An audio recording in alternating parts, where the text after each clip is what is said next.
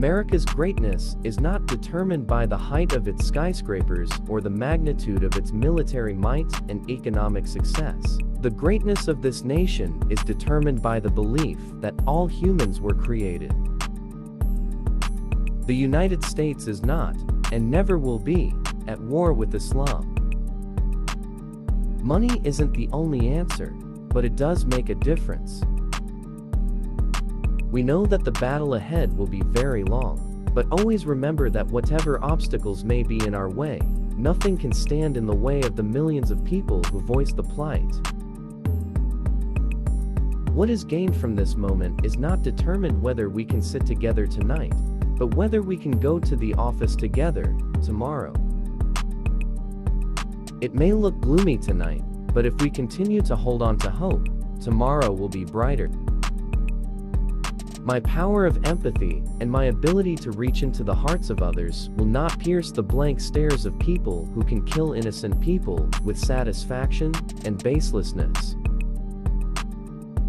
Change will not come if we wait for someone else or some other time. We ourselves are the people we have been waiting for. We are the change we seek. It is becoming clearer now in my travels, in my campaigns, that the people, those enthusiastic, the 200,000 people who gathered in Berlin, were not at all because of me, but because America, A woman who refuses education is refusing equality.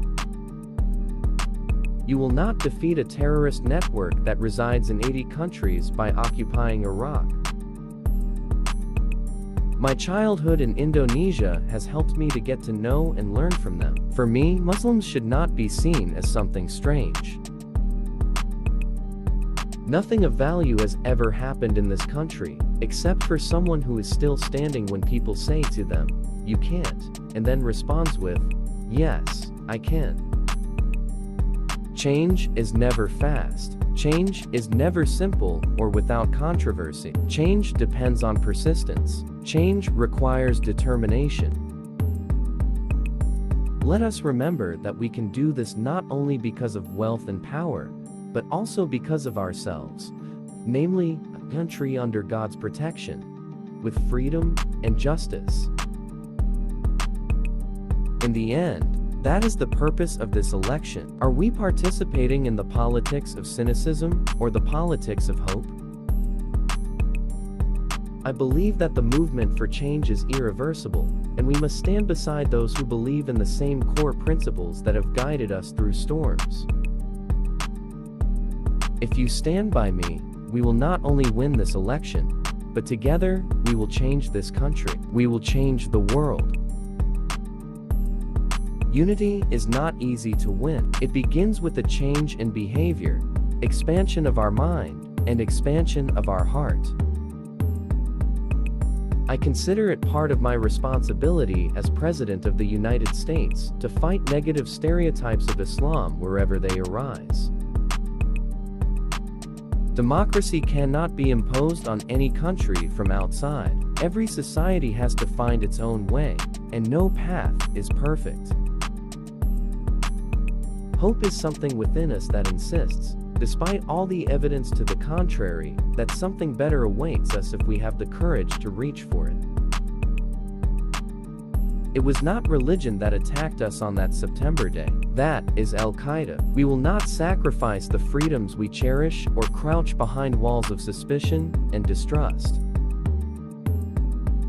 That's why I'm in this fight. I am not only in office, but together with you to transform a country. The belief that destiny is not written for us, but written by us. It is easier to start a war than to end it. It is easier to blame others than to look inward, to see what's different about a person than to discover the things we. People on earth can live together in peace. We know that it is God's vision. Now, it is our duty on earth. Ultimately, this is the purpose of the general election. Are we participating in the politics of cynicism or hope? A nation that cannot control energy sources, that cannot control the future. There is no liberal America, and no conservative America, no United States of America. There are no Black America, and White America, and Latin America, and Asian America. There is the United States.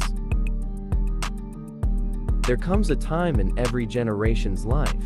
If we are to leave a mark on history, passion must be rekindled. This is our time. If you have been successful, there is one great person somewhere in your life, and he is your teacher.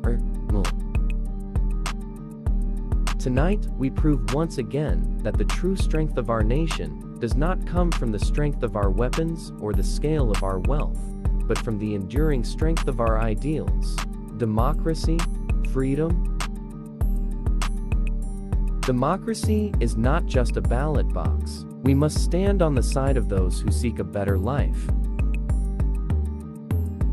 In Africa, you often see that the difference between a village where people eat and a village where people are starving is the government. One has a functioning government, and the other does not.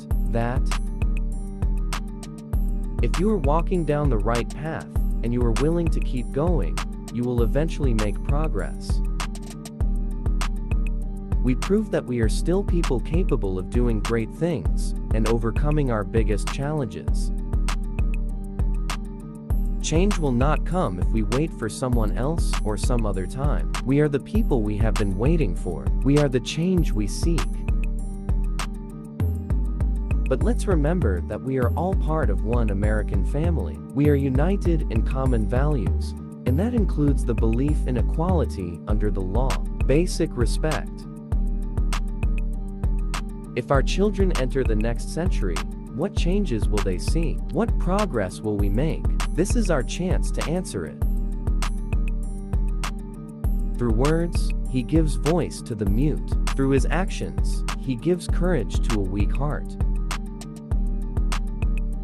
I consider it part of my responsibility as President of the United States to fight against negative stereotypes of Islam wherever they arise.